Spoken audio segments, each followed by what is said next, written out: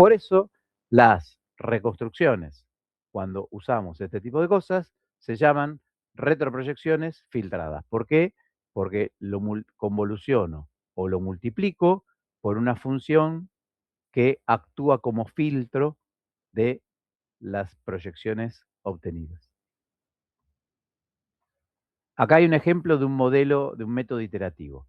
Supongamos que el paciente es cuadrado y tiene solamente 4 voxeles, y que los 4 voxeles son distintos, coeficiente de atenuación, son 4 cosas distintas. El paciente tiene 4 cosas distintas.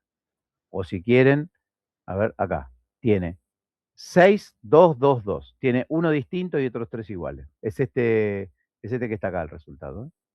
Entonces digo, yo no sé cuánto vale mu1, mu2, mu3, mu4, pero cuando irradio para allá, el resultado me da algo que correspondería a 2 coeficientes de atenuación que sumados me dan 8.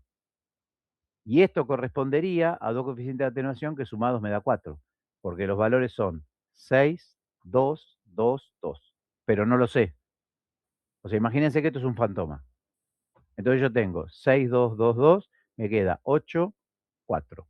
Entonces digo, ajá, si recibí en la detección 8, me imagino que cada uno de estos cuadraditos aportó con 4.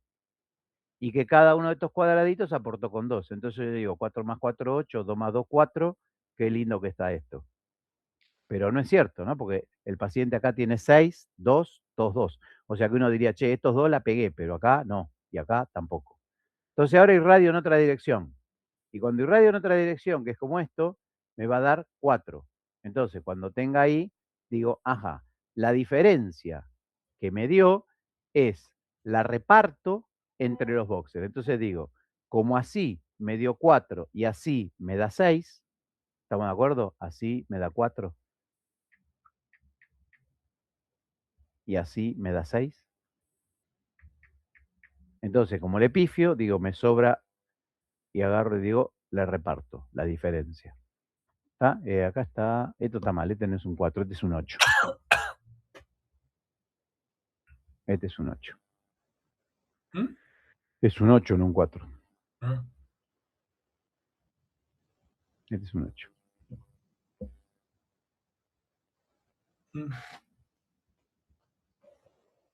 Acá. Fíjense, acá lo hago para que se vea todo el tiempo. Es un fantoma, 6, 2, 2, 2. Hago la proyección así, 8 y 4. Hago la proyección así, 8 y 4. Hago la proyección así, 8. Retroproyecto y digo 4, 4, 2, 2. ¿Sí? En la proyección me hubiera dado 8, 4, 6, 6. No coincide con esto. Y la que es así oblicua me da 6, no coincide con esto. Entonces, ¿qué hago? Calculo la diferencia y digo, ajá, como esto me tiene que dar 8 y me da 6, es como que tendría que agregarle 1 acá y 1 acá. Y como esto me da 6 y me tendría que haber dado 4, digo, che, le tengo que sacar 1 acá y 1 acá. Cuando sigo haciendo muchas vueltas de esto, yo sé que ustedes no me lo creen, pero como yo sé que ustedes son unos incrédulos, dije, voy a llevarme en la manga el resultado del problema. ¿Y qué hice? Un Excel en el cual iterativamente, ¿ven? Hice todas las cuentas y voy haciendo lo que va pasando. Entonces, cuando arreglé me quedó 5, 3, 4, 2. Esto es en la vuelta 2. Cuando hago otra iteración, me termina quedando 550, 250, 250, 150. Cuando vuelvo a controlar, me vuelve a dar 6, 2,5, 2,5, 2. Después vuelvo a hacer otra vuelta, me queda 5, 7, 5. ¿Se entiende que es cómo es el iterativo? Bueno, después de que me curtí durante toda la tarde y llego al 20, me termina quedando 6, 2,002, 2,002, 2. O sea, después de 20 iteraciones, yo tengo una diferencia con los valores reales que está en la 2.000ª del coeficiente real. ¿Se entendió cómo es un método iterativo? Por eso usa mucha potencia computadora. O sea, la máquina está haciendo esta cuenta todo el tiempo. Imagínense que esto es una matriz de 2 por 2. Yo tengo en el paciente una matriz de 1024 por 1024. Una matriz de 1024 por 1024 para cada rodaja, para cada proyección, para cada posición. O sea, tengo esto mismo, 720 o 1440 vueltas, posiciones alrededor de esto. ¿Está bien lo que dije? ¿Todos entendieron? Este es un paciente de 2x2 voxeles, porque la matriz del sistema es de 2x2. La matriz verdadera de un sistema de computación hoy en día debe andar en los 1024 por 1024 o más. Entonces tengo, en vez de 4 cuadraditos, 1024 por 1024. 1024 por 1024, ¿cuánto da? Más de 1.000.000, ¿no? ¿Estamos de acuerdo que da más de 1.000.000? Sí. Bien. Si tengo más de 1.000.000, esto lo hice adquiriendo 1, 2, 3 proyecciones. Y recién dijimos que hacíamos alrededor de 1440 proyecciones. Entonces, cada vez que yo tiro radiación desde un lugar, genero un sistema de ecuaciones. Entonces acá, en vez de tener 3 ecuaciones, o sea, 3 ecuaciones por situación angular, ¿no? Porque acá tengo 3 por cada ángulo. En el otro caso tendría que tener 1024 por 1440. Y eso es lo que tendría que estar haciendo iterativo y resolviendo. Bueno. Entonces, ahí tienen lo iterativo. Después vamos a charlar cómo es la transformada unidimensional, cómo es la transformada bidimensional y cómo es el cálculo con la convolución. Y lo que nos está faltando charlar es cómo obtener los números CT.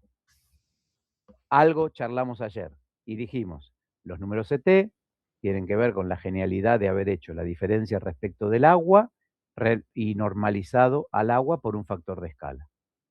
Entonces, esto que me queda acá son los coeficientes o números CT para el agua, que me da 0 en todos los casos, independientemente del factor de escala y de cualquier cosa. Me va a dar 0 porque hago mu del agua menos mu del agua. Y ya está, no importa ninguna otra cosa. El del aire me va a dar menos 1000 y el de los huesos me va a dar más o menos 1000. Y lo que me estaría faltando es representar esos números CT. Acá lo estoy usando una escala 4000, que va desde el menos 1000 hasta el 3000. Entonces, fíjense lo que charlábamos ayer. Si yo pienso en hueso esponjoso, ¿se acuerdan que hay hueso trabecular, hueso laminar, hueso esponjoso y esas cosas raras? Por ejemplo, no es lo mismo el cuerpo, la parte redondita de la vértebra, que la parte de las apófisis de la vértebra, ¿no? Unas tienen más calcio que las otras. Por eso el cuerpito de la vértebra da más oscurito y los bordes de la vértebra están más blanquitos. Entonces, uno podría decir, che, tenés con número CT 60, o si quieren 50, puedo tener algo que es hueso, algo que es sangre, algo que es hígado. Con número CT menos 100 puede ser o la grasa o la mama como tejido mamario y la grasa, o como la grasa. Entonces, cada vez que yo trazo un valor así, hay distintos tejidos que tienen el mismo número CT. Y tienen el mismo número CT calculado porque tienen el mismo mu medio calculado. Y tienen el mismo mu medio calculado dependiendo del tamaño del voxel, de las dimensiones del voxel, y de la energía con la cual irradié. Por eso Jorge dijo ayer, che, si en vez de tener un tomógrafo de una única energía, tengo de 2 energías, voy a tener mayor cantidad de información porque a distinta energía, el mu de la sangre y el mu del hígado no tienen por qué ser iguales, mientras que una de esas para una energía sí lo eran. ¿Está? Bueno, y por último, era lo de la edición, que era encontrar la ventana, y encontrar la ventana fue algo que habíamos charlado ayer sobre la función de transferencia de los números CT a los niveles de gris. Cuando uno mira ese dibujito, lo que termina... Ah, pues por eso no caminaba. Lo que termina pasando es algo así.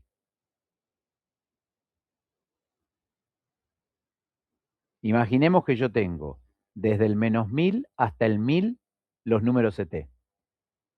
Entonces, mi función transferencia es una recta que empieza en el -1000, -1000, 0, ¿no? -1000, 0, y llega hasta el 1512. Si yo quiero encontrar el valor del agua, va a ser 0. Y si uso esta función transferencia, lo que me va a dar es que para el agua, el nivel de gris va a ser el 256. Pero supongamos que yo estoy estudiando partes del paciente donde no me interesan los tejidos blandos vinculados con el agua ni con el aire de los pulmones. Entonces, en vez de tener la ventana abierta de par en par, desde el -1000 hasta el 1000, hago una ventana más estrecha. Por ejemplo, desde el 200 al 600. O sea, acá tengo un ancho de ventana 400, acá tenía un ancho de ventana 2000. Y además de hacer una ventana más finita, corro, muevo, desplazo el centro de la ventana. El centro de la ventana acá estaba en el 0, ahora me lo llevo al 400. Entonces, fíjense lo que pasó. Lo que antes tenía número CT 200, tenía nivel de gris por arriba del 256. En cambio, ahora lo que tiene número CT 200 es negro. Antes era un grisecito bastante claro, ahora es negro. Y los 600 y los 400 valores que tengo acá, los desparramo en estos 512 niveles de gris. Antes yo tenía 2000 valores de número CT para desparramar en 512 niveles de gris. El ejemplo que suelo hacer es personas para sentar. Si yo uso esto y tengo 2000 personas para sentar en 512 sillas, es como que tengo que sentar 4 personas por silla. ¿Sí o no? Tengo 2000 personas y las quiero sentar en 512 lugares. Son más o menos 4 personas por silla. 4 por 5, 20, ¿no? 4 de estos para cada uno de los de acá. Mientras que, si hago esto, tengo 512 sillas para ubicar a 600 personas. Perdón, 400 personas. Están más cómodas, más separadas. Fíjense, el 400 está acá y el 600 es blanco. Acá el 400 estaba acá arribita y el 600 estaba muy cerquita. ¿Sí?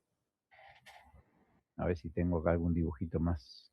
¿Ven? Ahí tengo la función transferencia lookup table con ancho completo, centro en el agua. Ancho completo, centro en el agua. Entonces fíjense, el -200 viene acá y el 200 viene acá. Si en vez de usar esta ventana la cambio a la otra, a esa otra ventana, fíjense lo que va a pasar. Elijo ese ancho, entonces ahora uso la recta roja y lo que termina pasando es que el 200 que estaba acá viene acá abajo y el -200. Y el 200 que estaba acá viene acá arriba. La diferencia de grises acá es menos que la diferencia de grises acá. O sea que dicho de otra manera, ¿qué fue lo que hice al cambiar la ventana?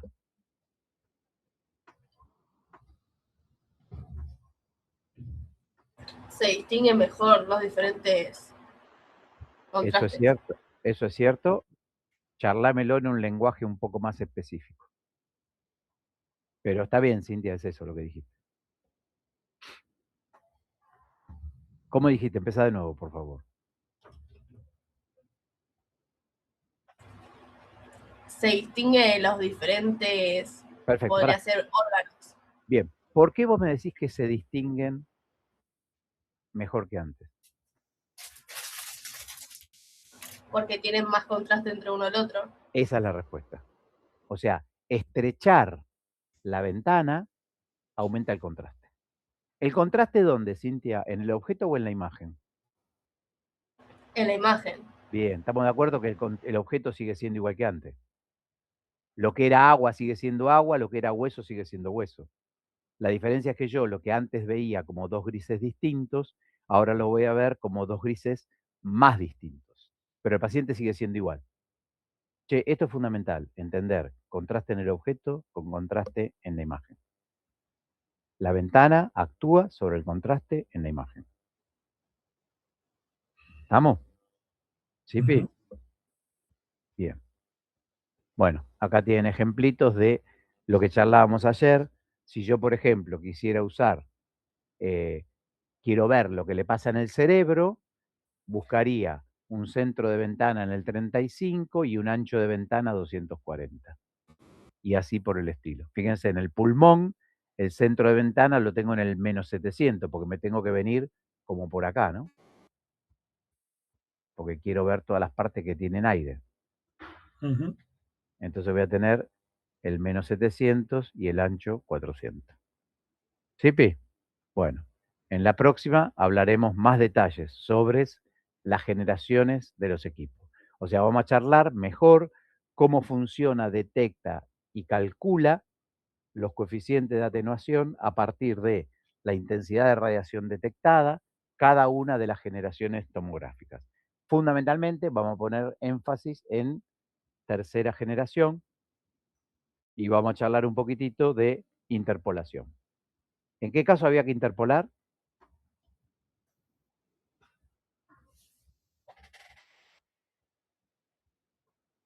Hay que interpolar si yo no tengo proyecciones coplanares. ¿Y cuándo no tengo proyecciones coplanares? En el helicoide. Muy bien. ¿Listo? Bueno, si les parece, hacemos un descansito. Y si no, Jorge se manda con la charla de los... 19:40, ¿seguimos? Dale. Son 5 minutos. Vamos, damos vuelta y volvemos. ¿Está? Bueno, 45 Profe. último. Sí. Cuando no tengo proyecciones, ¿cómo? Coplanares. Coplanares quiere decir que están compartiendo el mismo plano. Sofi, esto cuando veamos la parte del helicoidal, vamos a machacar duro y parejo.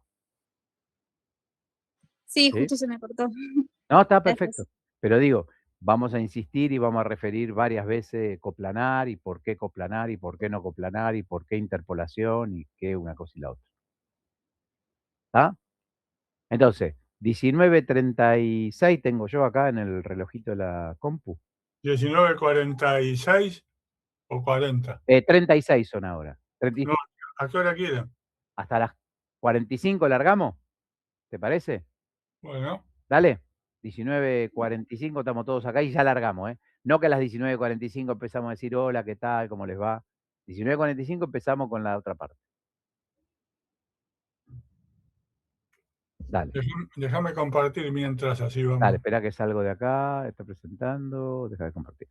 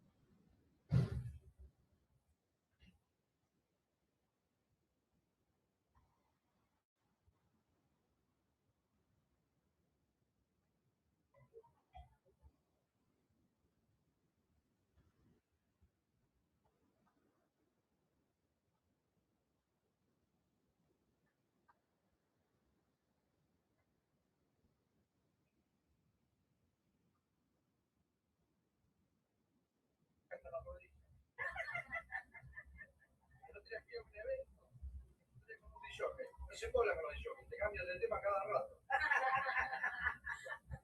Bueno, usted sabe que yo realizo todo tipo de eventos. Los eventos que no necesito. Con quien trabajo muchas veces con Lorena Campos. Lo recomiendo. Es extraordinario.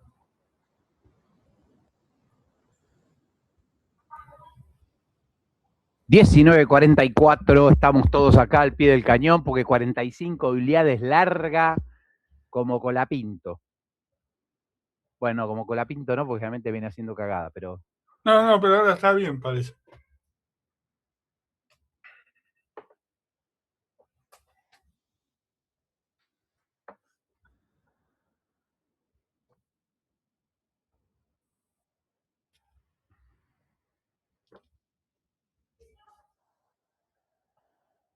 ...45.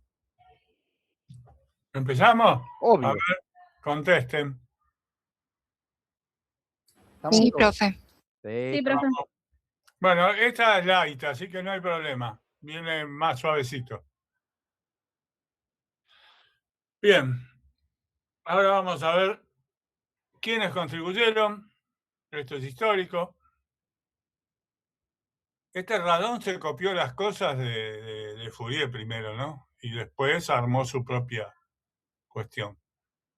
Y estos dos, el segundo, el Cormac, no lo conoce nadie, todos creen que lo hizo Hounsfield, y ahí puso el número, pero fueron los dos en realidad.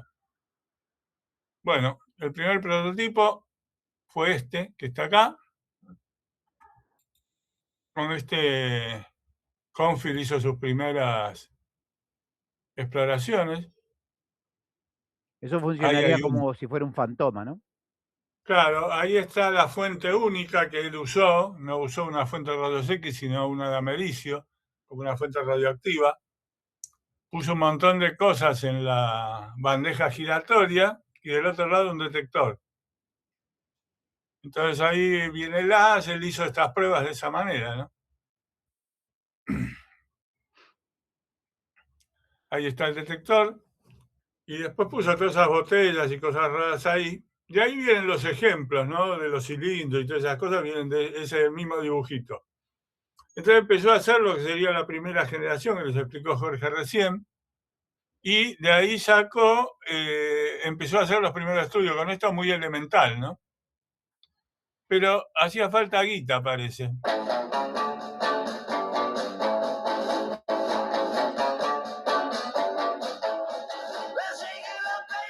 Como les dijimos la vez pasada, esto pusieron la tarasca, con lo cual se hizo este primer prototipo. Yo les dije ayer 9 horas, no, 9 días estuvo funcionando para lograr esa imagen. O sea, una porquería de imagen, pero el principio estaba demostrado, ¿no? Estaba funcionando. Hoy por hoy, esto mismo es esto, que como ven, ha habido un cambio sustancial entre una cosa y la otra, ¿no? Ahora viene el asunto. En medición de temperaturas, las escalas se tomaban con punto de referencia, ¿no es cierto?, entre el agua y el hielo, por ejemplo.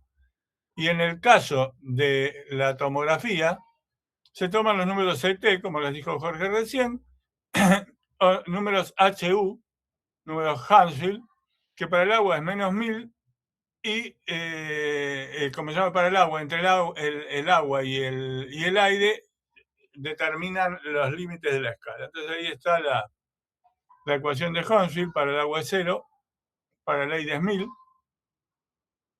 y ahí está la ecuación de Hounsfield, de determinar el número.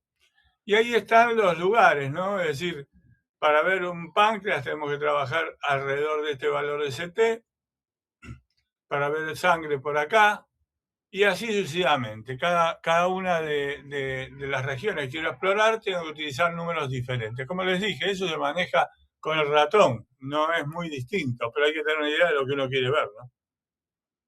Y bueno, después está el tema de las ventanas, que estuvimos hablando tremendamente, donde como el ojo tiene una profundidad de bit pequeña, puede percibir 32 tonos de gris, mientras que los detectores hoy por hoy de los tomógrafos están alrededor de 65.000. Esto ya lo vimos en las clases anteriores, las del año pasado. Se utiliza el concepto de ventana, que es ni más ni menos que esto que les estuve explicando Jorge hasta hace 5 minutos. Con lo cual, bueno, ahí estamos. Entonces, acá hay recomendaciones para buscar los centros de ventana, bueno, donde dice qué querés ver y qué tendrías que ver, qué tendrías que poner el número, y así sucesivamente. Esto lo vamos a ver con un poco más de detalle, pero bueno, esta es la idea. Y ahí tienen, esto es para que ustedes vean que existen tablas de estas cosas, que te dicen cómo ver cada cosa con el HU que sea necesario, ¿no es cierto? Es decir, simplemente para que lo vean. Bueno, primero los tomógrafos. Este es el concepto del primer tomógrafo, primera generación.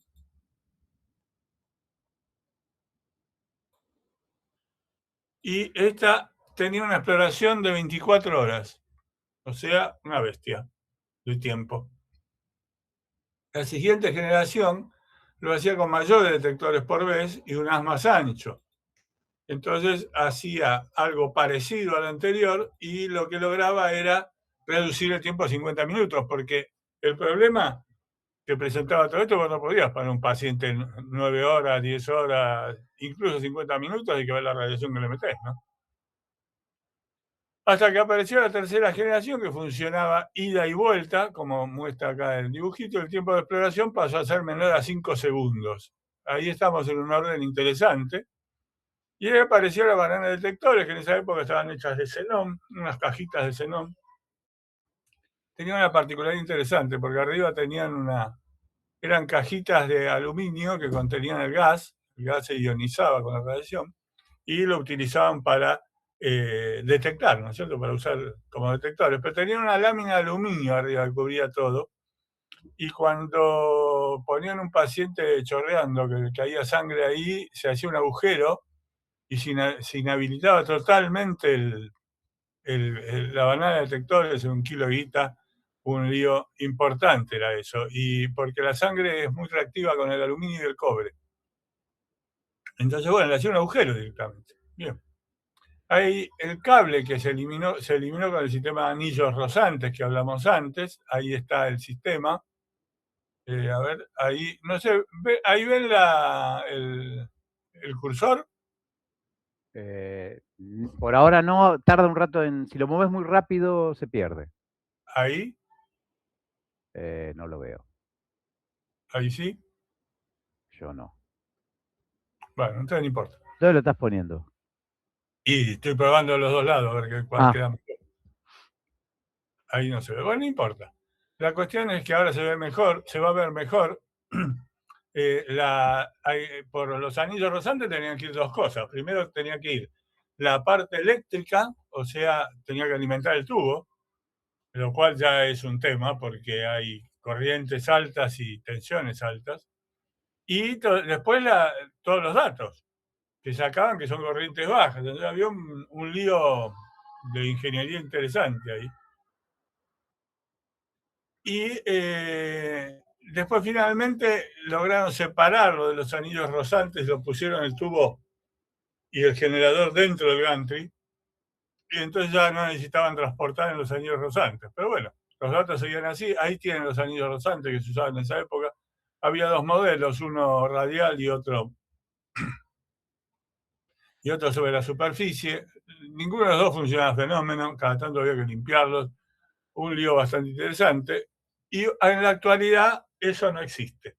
En la actualidad no hay más anillos rosantes, son todas fibras ópticas y la transferencia de datos se hace por un transmisor y un receptor de fibra óptica, que son esas cajitas que están ahí, que casualmente también fabrica una empresa que se dedica a la música, que para nosotros, que se nos cae una sota siempre, hablamos del sintetizador Moog.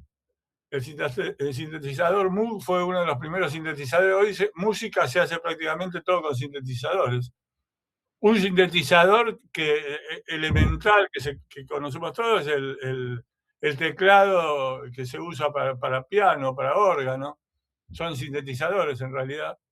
Y bueno, esta empresa fabrica, es una empresa inglesa, fabrica estos aparatos que son los que transmiten los datos desde los detectores hasta la consola de los equipos con un transmisor y un receptor, todo por óptica. Un comentario chiquitito al respecto. Dele. Porque justamente como esto que decía, cuando decís se nos cae una sota, creo que se nos caen más de una sota. Sí, unas cuantas. Sí. Cuando Jorge habla de un sintetizador, como su nombre lo indica, es porque el equipo sintetiza, logra a partir de los recursos electrónicos hacer algo en frecuencia que se parece a un determinado sonido de un instrumento. Lo que quiere decir sintetizador es, si yo quería lograr en el piano histórico, había un martillito que le pega a una cuerda tensada y la oscilación de la cuerda genera una onda de presión con una determinada frecuencia.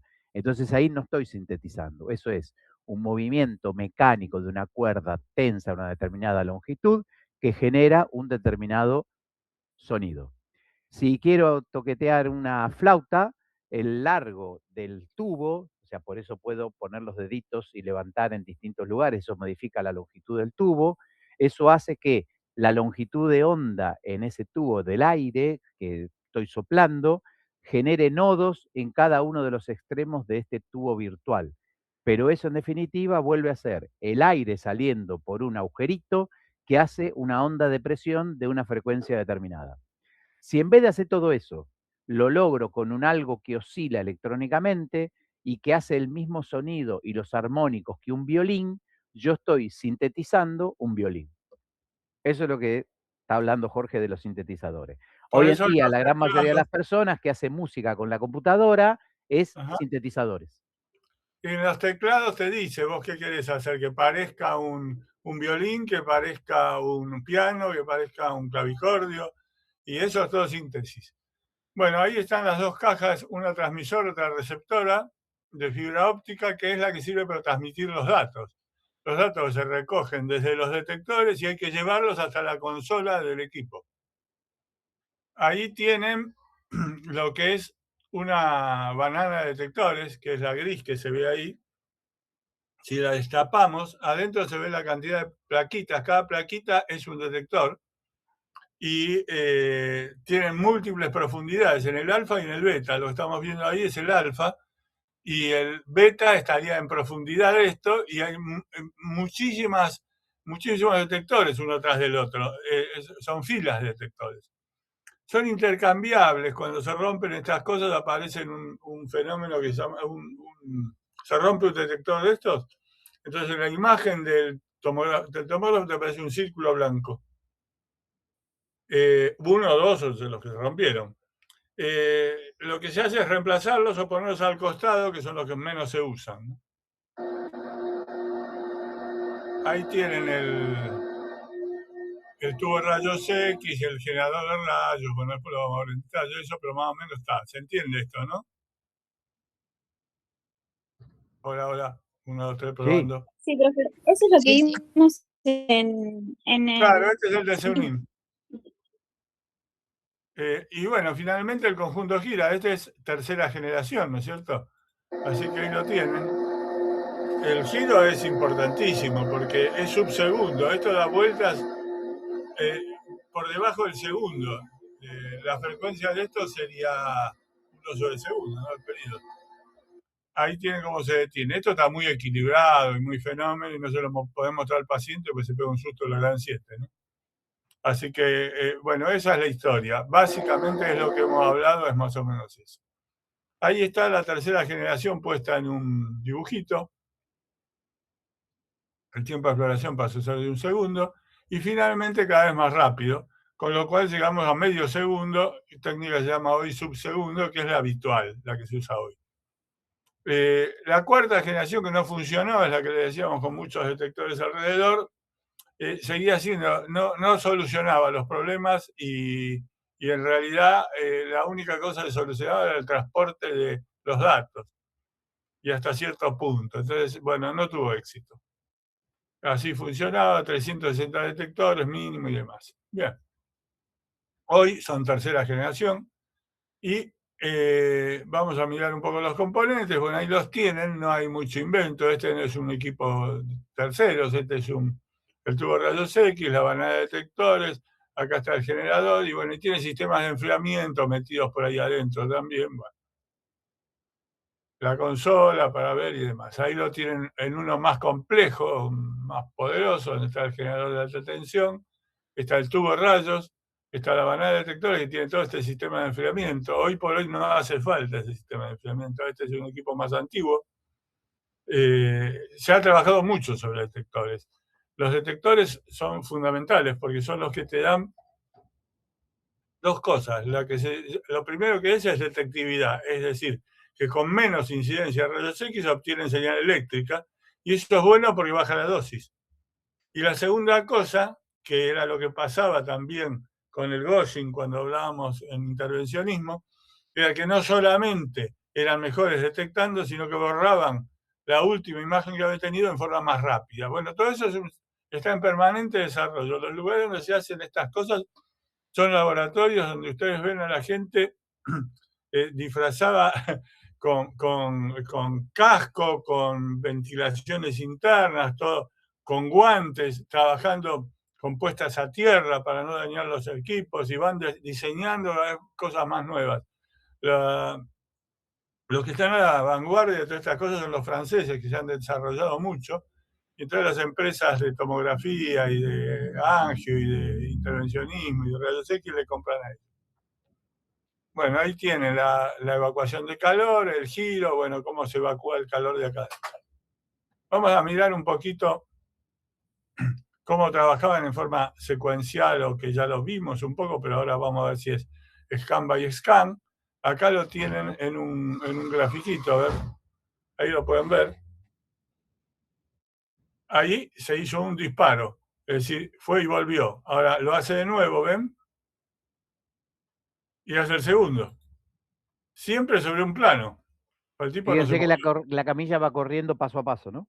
Claro, el tipo se movió solamente un cachito y se quedó quieto. Bueno, no sé, ¿quieren verlo de vuelta a este para entenderlo o está bien? Hola. Está bien. Está bien, profe. ¿Qué? Sí, no entendí. Está De bien vuelta. así. Está bien así. Bueno, vamos para adelante. Ahora la idea es el avance Z de la camilla. Entonces, surgió la idea de avanzar la camilla mientras querían datos, ¿no? Sin parar cada vez. Esto constituía una herejía matemática, que es lo que les viene diciendo Jorge desde el principio. Muchos lo consideraban imposible y no estaban los que lo proponían. Porque cada condición, la superficie que se escanea no queda contenida en un plano, y el movimiento produce artefactos de imagen. Ahí está el helicoide, y acá está, dice alrededor del 89 al 90, pocos creían que tuvieran un futuro. ¿Saben cómo se llama el nuevo CT en espiral? La nueva máquina de producir artefactos. Hubo todo un desarrollo de bastante tiempo para lograr que esto funcionara. ¿Se acuerdan que los artefactos eran una de las cosas que estropea o define la calidad de imagen? ¿No? Resolución, borrosidad. ¿Se acuerdan de eso? Sí. Artefacto, ruido. Y Esas son encima las- ni siquiera es coplanar. Bueno, o sea, un montón de artefactos, una porquería. El primer intento fue en el 89, no convenció a nadie. Tenía 12 rotaciones, a razón de un segundo por rotación, 168 mA, 3 años más para se convertir en algo parecido a lo que tenemos hoy. Hoy ha mejorado esto. La técnica espiral o de tomografía helicoidal es básicamente esto, o la fiambrera que yo les decía, donde cada rodaja que ustedes sacan de lo que estén cortando no es un plano, la están cortando en una especie de diagonal de helicoide. Ahora lo vamos a ver de vuelta, pero el mismo que vimos antes, pero para un helicoidal. Ahí está avanzando a medida que se produce la exploración. Eso es lo que se ve como un helicoide y la proyección como una senoide. Ahí está la senoide, que es la proyección, y es como que el haz se mueve de esta manera, alrededor del paciente. Puedes darle más velocidad o menos velocidad a esta historia, que está relacionado con el pitch. Los equipos helicoidales de una sola fila de detectores definen el avance en relación al ancho del haz con el nombre de pitch, que después se trasladó a los de múltiples detectores, filas de detectores. El ancho del haz es ese, el avance de camilla por vuelta es D, que es similar a lo que hablamos, el pitch es D sobre S. De acuerdo al pitch, el número de pitch cambia la espiral, 1 mayor que 1 o menor que 1, con superposición. Eso es importante porque la cantidad de datos colectados es más importante cuando se habla alrededor de pitch 1 o menos que 1, porque si no estás perdiendo datos, y los datos que perdiste los inventaste. El agujero que quedó entre uno y otro es digamos, una evaluación entre el último que se hizo y el anterior, y entre esas evaluaciones se determina el tono de gris que tiene que resultar, que a veces es un promedio, a veces es un gaussiano. Hay varias formas de hacer esa interpolación. Pero para obtener una imagen más real, te conviene o superponer o tener el pitch 1. Y en ciertas patologías eso es fundamental. Bien. La firma Elsint empezó con una carrera que luego sería épica para aumentar la cantidad de filas de detectores. Elsint sacó al mercado un modelo CT Twin Flash, que fue famoso, que utilizaba simultáneamente 2 filas de detectores paralelas de tercera generación y podía realizar una doble adquisición de datos, 2 cortes por vuelta. Ahí tienen el equipo del Elsint, del Twin Flash. Y lo que pasaba era esto. Es decir, ya no era una, sino eran 2 de un saque. Eso creció y pasaron a ser 4 cortes simultáneos. Y así sucesivamente. Con lo cual, llegaron hasta hacer 180 cortes, una barbaridad. Se fueron de mambo totalmente porque todo esto empezó a aumentar las dosis. Y entonces hubo una cierta pelea en el asunto de llegar a un número de cortes más o menos razonable. Creo que en definitiva el que adoptaron como más o menos razonable eran 20 filas, pero pasó a 180 filas, después volvió. Es decir, hubo varios modelos en el medio. Ninguno de ellos era barato. Un detalle para contar y que se entienda las causas. Si yo hago varias filas de detectores, puedo hacerlo porque los detectores son más chiquitos. Claro, Si los detectores son más chiquitos, la superficie expuesta a la radiación es más chiquita. Y si por la superficie más chiquita expuesta a la radiación, la proporcionalidad de fotones que llegan es menor, eso va a hacer mayor ruido. claro. Hay que En la subir imagen va a haber más ruido. Entonces, la única manera de compensar el ruido que aparecería en la imagen debido a el detector chiquitito es aumentar el número de fotones. Aumentar el número de fotones es aumentar la dosis. Así que eso son todas cosas de compromiso, ¿viste? Llegan a una punta, después vuelven a otra, bueno.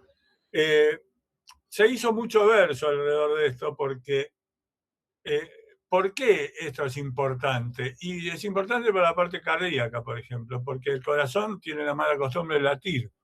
Entonces, si vos no haces la adquisición en un saque, el problema que tenés es que no ves, porque se te hace blurring, tenés una de pelota bárbara. Entonces, cuando se hablaba de una cantidad de adquisiciones simultáneas, se estaba hablando de aumento de una capacidad de computación importante, porque había que procesar todo eso, y además una cantidad de detectores mayor. Entonces, para las empresas que trabajaban en cardiología, le empezaron a vender equipos más caros. Después eso bajó. Hoy por hoy eso está más o menos estabilizado, nadie especula y lo usan los mismos para cardiología o para todo lo demás. Bueno, acá tenemos esto de lo que hemos hablado del alfa y el beta, no sé si vale la pena seguir hablando de esto. Pero... recordamos que los ángulos alfa-beta es una denominación interna acá de la casa, no es que sí, no está, nada más. No voy a encontrar en el manual de Siemens que me dice el ángulo alfa es 17 grados y el beta de 4. Sí, en realidad no va a encontrar nada de esto. Va a decir, claro, son cuestiones que ni se explican ni se dicen, y si las dijeran, te van a decir la apertura en la dirección axial y la apertura en la dirección cráneo-caudal y esas cosas. Exacto. Bueno, además de la definición del pitch, también la cantidad de filas de detectores influye.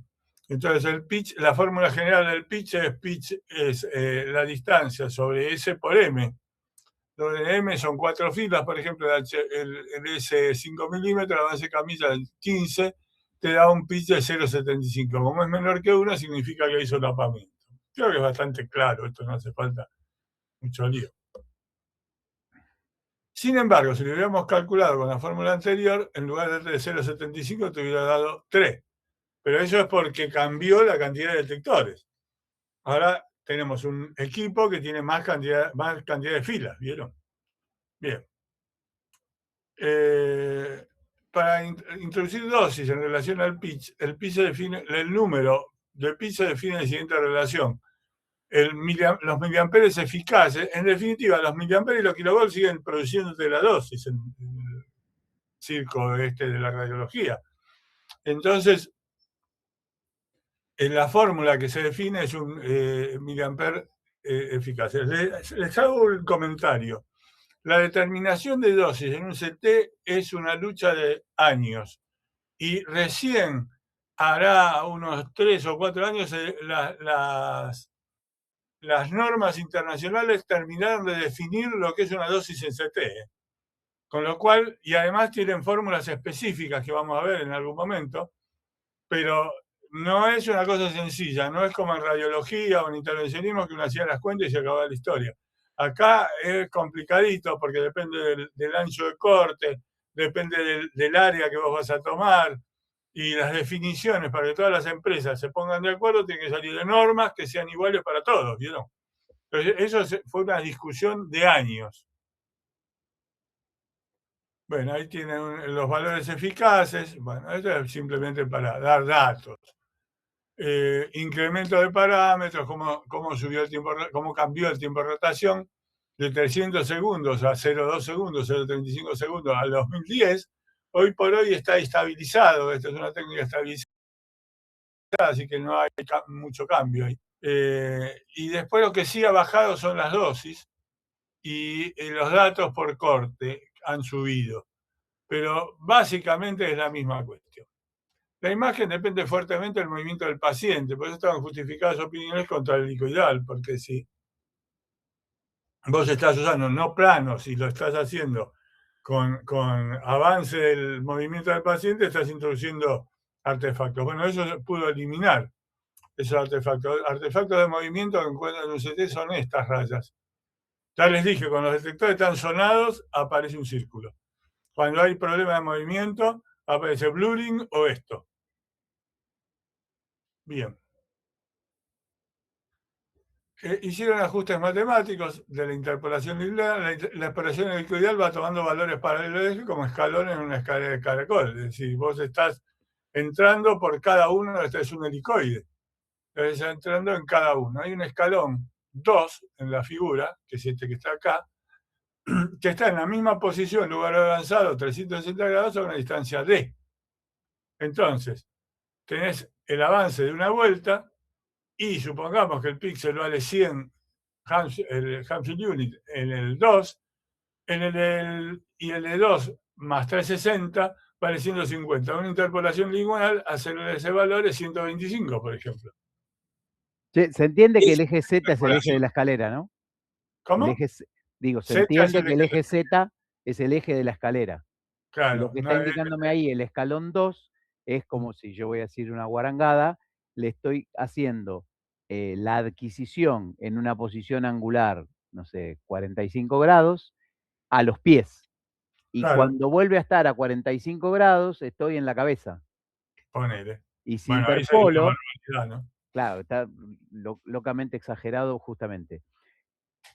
Cuando yo haga interpolar, lo que va a hacer el equipo es mezclar el numerito que le detectó en los pies, le suma el numerito que le detectó en la cabeza y lo divide por 2. Y me va a decir, che, en el lugar del medio, o sea, en las tripas, el chabón tiene una mezcla de cabeza con pies y es una guasada.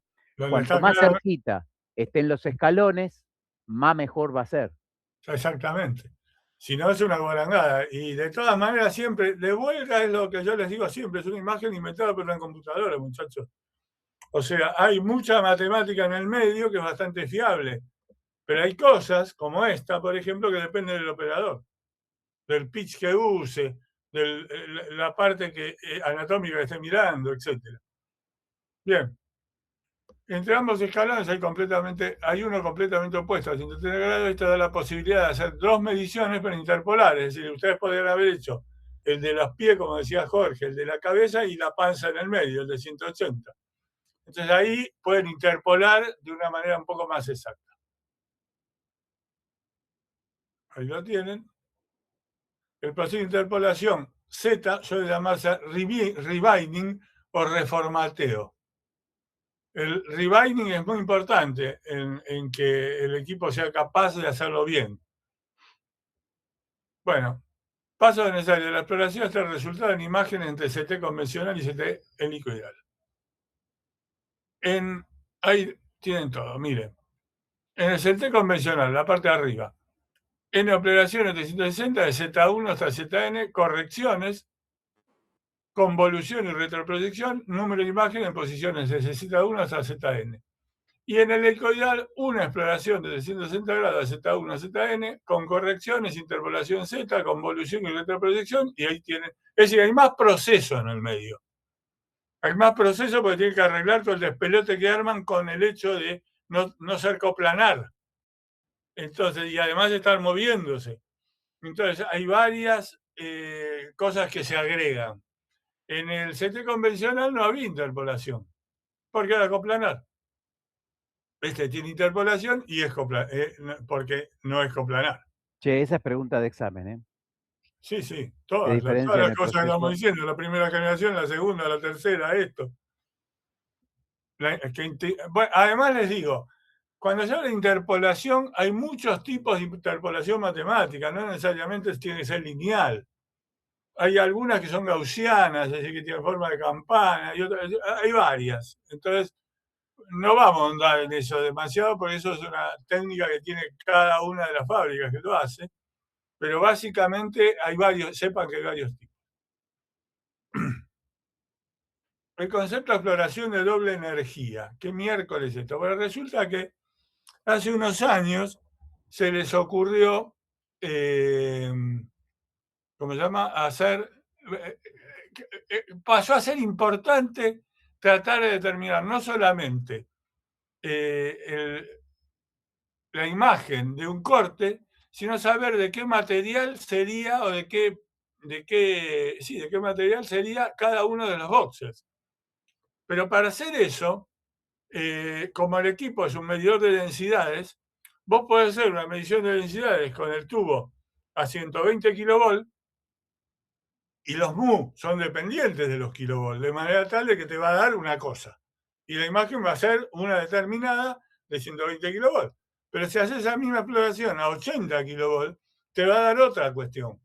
La diferencia entre los dos mu te va a permitir, con valores, saber qué material es el que estás atravesando. Si es hueso, si es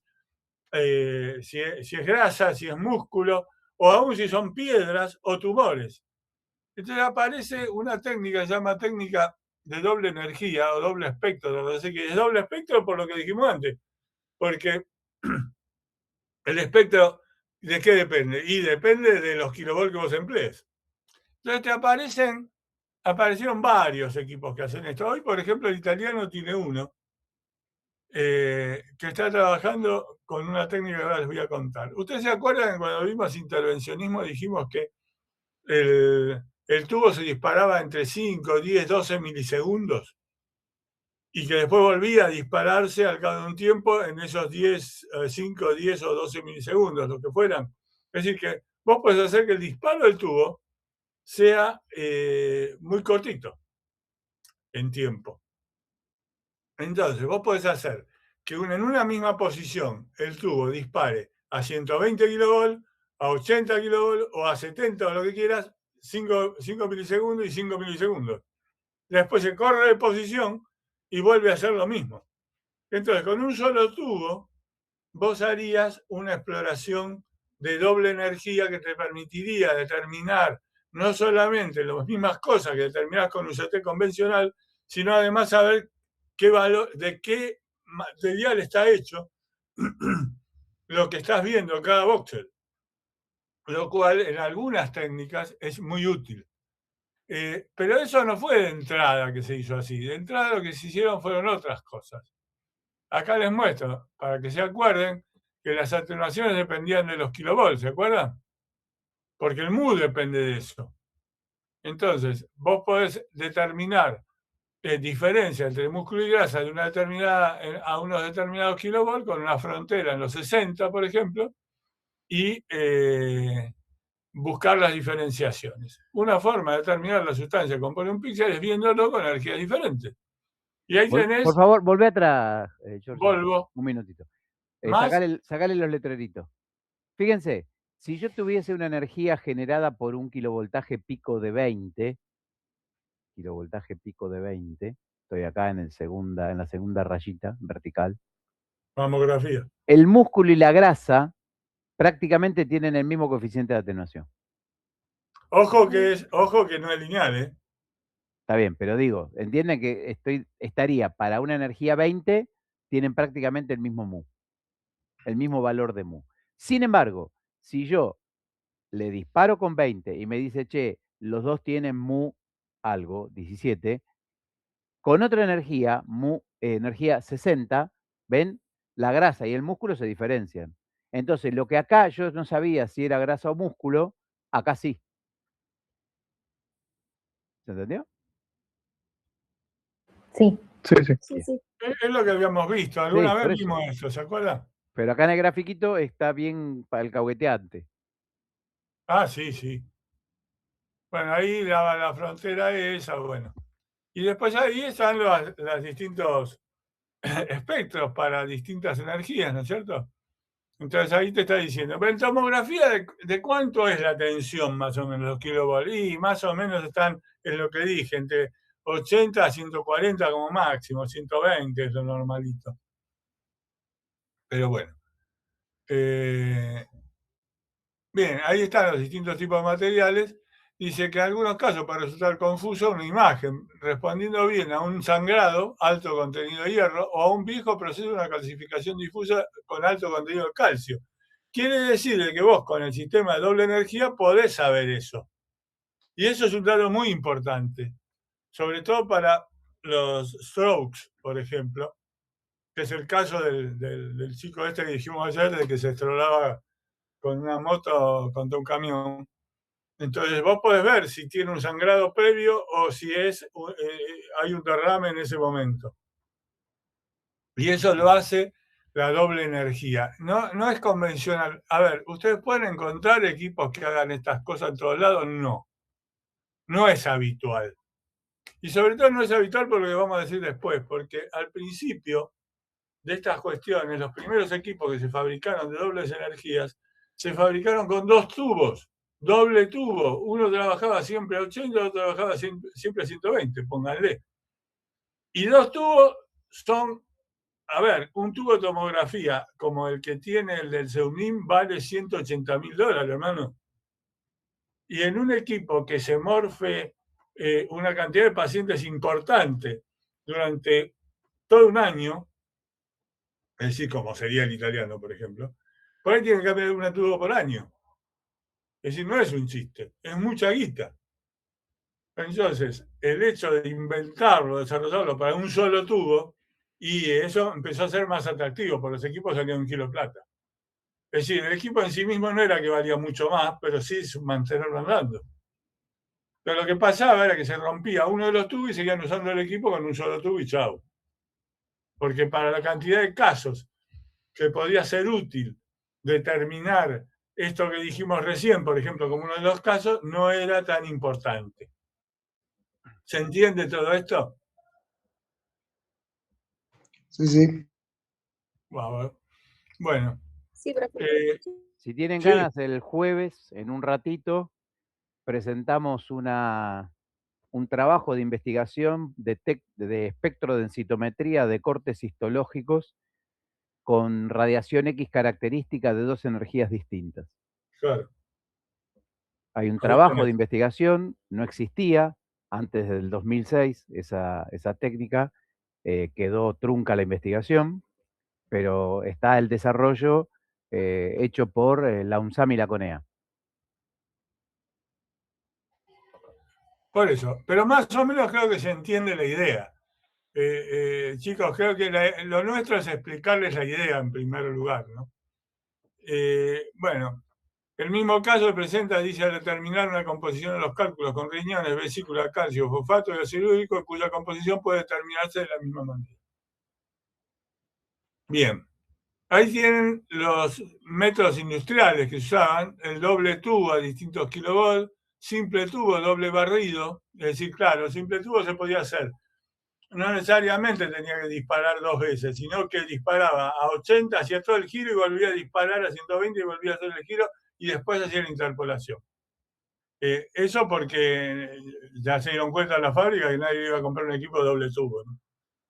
Y bueno, y finalmente el tubo doble filtrado a igual kilovolt, distinta energía por filtrado y detectores doble capa de alta y de baja energía, porque también el detector tiene que acompañar la capacidad de esto con dosis bajas, ¿no? Así que bueno, básicamente eso. Me interesa saber si esto lo entendieron como alternativa, pero después vamos a hablar de otras cosas que yo ahora estoy buscando para darles la información, que son navegación en líquido y navegación en aire. Los tomógrafos cada vez avanzan más en cuanto a técnicas radiológicas. Una técnica que ha avanzado mucho, por ejemplo, es la que se llama calcium scoring. El calcium scoring es ver la tasa de calcio que tienen las arterias coronarias. Cuando se hace una angioplastía, en la angioplastía primero hay que atravesar la arteria con el balón. Es decir, tenés que pasar el balón para poder poner el stent, porque si no lo podés atravesar porque está taponado, está jodido. Cuando eso es hecho, se producen lo que llaman calcificaciones, que tapan las arterias en un porcentaje. Si bien existen un montón de métodos que son carísimos, para destruir las arterias, para destruir las calcificaciones, para que tengan una idea, hay hasta trépanos pequeños para poner que se alquilan y que no todos los sistemas lo tienen. Entonces es importante saber de entrada, antes, con un estudio no invasivo, en qué se va a encontrar el tipo que va a hacer el cateterismo y que va a hacer después la angioplastía. A ver si se va a encontrar con un scoring de calcio tan grande que tiene que alquilar un aparato para hacerlo pelota. Aún así, cuando hay luz en la arteria y puede pasar el balón para ampliar, para que tengan idea, la presión que hace un balón dentro de la arteria coronaria cuando tiene que abrir y romper la calcificación, por lo que hacen es inflarlo y desinflarlo, inflarlo y desinflarlo, entonces se va quebrando toda la parte de calcio y finalmente se desarma. Pero para hacer eso necesitan trabajar en 12 atmósferas, lo que es una barbaridad de presión.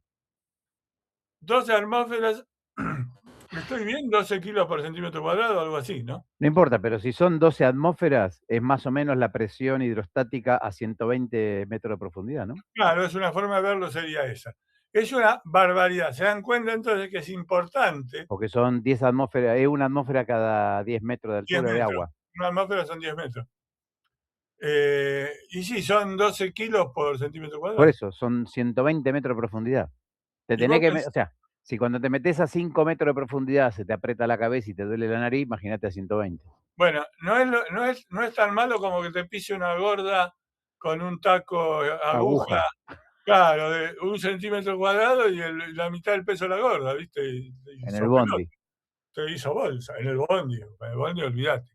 Bueno, básicamente es esto. Entonces yo les digo, vamos a tratar de mostrarles. Esto vamos a terminar esta historia ahora, pero vamos a mostrarles lo que es las nuevas cosas que hay, que tienen que ver con eso, que tienen que ver con lo que es navegación en abdomen, por ejemplo. Hay una navegación que se hace en líquido o también se puede hacer en aire, depende, pulmonar se hace en aire, y en el colon se hace en líquido. Entonces es una exploración virtual y sin pasar un catéter, es decir, eso se hace normalmente con endoscopía, ¿no es cierto? Te enchufan en el traste una cámara que va recorriendo y bueno, va filmando. Bueno, esto lo hace virtualmente. Entonces se puede ver virtualmente. Después, si hay que hacerlo mucho más en serio para ver divertículos y esas cosas, capaz que hay que hacer igual la endoscopía. La videoendoscopía. Pero eso te da un panorama no invasivo. Es decir, en 10, 15 segundos tenés una exploración de un abdomen completo y la circulación virtual en aire o en líquido. Entonces se dan cuenta que la tomografía tiene mucha miga en estas cuestiones. Además, como siempre, se dividen entre distintas técnicas, ¿no es cierto? Pero son todas complementarias, no es que una sirve, la otra no sirve, no, que esta, el otro no. El hecho de que haya una circulación aérea, virtual o demás, no significa que vaya a desaparecer lo otro, porque de hecho las utilidades son diferentes y las evaluaciones son diferentes. Así que bueno, esas son las cosas que vamos a tratar de allanarlos. ¿Por qué haríamos esto? A ustedes les falta tiempo para recibirse. Si nosotros ahora, como hicimos en la vez pasada con intervencionismo, no nos vamos al top del top y les mostramos lo que está en desarrollo hoy y lo que funciona hoy para el futuro, ustedes cuando lleguen a manejar estos equipos van a encontrarse en un panorama diferente. Así que esa es la idea de esto, es decir, enseñarles lo básico, pero también enseñarles la punta del iceberg, para que entiendan en el futuro cómo defenderse, ¿no es cierto? Así que bueno, yo creo que estamos terminando 2030, está bastante bien. Y bueno, escucho preguntas, comentarios y demás, y si alguno se la perdió, la vez que viene le pasamos alguna porción de vuelta. ¿Me cuentan, por favor, si más o menos entendió? Sí, por ahora todo bien. Sí, Por todo bien. ahora, sí, bueno, tengo una presentación después, Jorge, que es, gracias, que es, gracias, Malena, que es, de cómo hay una ecuación que es la que define el mu, pero es una ecuación completa, doble integral, con distintos ángulos y cosas así, que es bastante larga y complicada, y que tiene que ver también con la convolución en el medio. Tengo una presentación donde se muestra todo eso, es matemática para que posen el traste y el cerebro le funcione. Y juro que es la única vez que se la mostramos, pero es importante que la entiendan. Así que en algún momento van a tener también todo eso para ver. Van a tener que... ¿Vieron cuando estaban en matemáticas? Decía, ¿para qué miércoles enseñan estas estupideces? Bueno, esta es una de las razones. Bueno, de mi parte, diviértanse. Bueno, cuando yo les ofrecía lo de la investigación de la espectrodensitometría, ese fue un trabajo de investigación para una tesis de licenciatura de uno de los primeros físico-médicos de la UNSAM, allá por el año 2006. ¿Quién era? ¿Quién? El que hizo la tesis. ¿Vos? Sí. Y el director fue Somacal y Balda. Oh. Fue un trabajo que hicimos en CONEA, y la idea de mostrarlo es porque al tener todos los datos crudos podemos charlarles específicamente, che, miren, acá se detectó esto, y como se detectó esto, se hizo esto. Y entonces no es los resultados de la torta, ¿vieron? Es mirar mientras la torta se cocina. Por eso les ofrecía. Y porque justamente la creatividad del trabajo fue resolver sistemas de ecuaciones por interpolación a fin de poder cruzar dos coeficientes de atenuación para saber perfectamente cuál era el material que se estaba detectando. Sí, el Somacal no había hecho, o alguien con él, una especie de tomógrafo con imagen. Ese. O sea, esa tomografía, o sea, eso él lo hizo en tomografía con luz visible para poder explicar didácticamente lo que pasaba. Tal cual. Y estuvo bueno. También otra de las cosas que se hizo fue un estudio de tomografía para mamografía por dispersión a bajos ángulos Compton de material. Claro. Y eso también fue un desarrollo que hizo... ustedes la tienen que conocer, a Bettina Ríos. Claro. Bettina Ríos, la que le enseña, ¿cómo se llama? Procesamiento de imágenes. Bettina Ríos y yo fuimos tesistas simultáneos de Balda y Somacal. Yo hice la parte de la microtomografía de emisión de rayos X característicos, y eso mismo se estudió para mamografía, para dispersión de ángulos pequeños. Pero otra vez vuelve a ser con energías duales y todas esas cosas. O sea, como ven, ustedes están rodeados de giles que saben algo. Así que bueno. Chicos, yo por mí me voy. Jorge, ¿vos también? También nos vamos. Bueno. Chao. Buen fin de semana. Empezamos con el Fernet y Coca, apenas largamos. Chao. Chao. Nos vemos el jueves allá en un... Chao.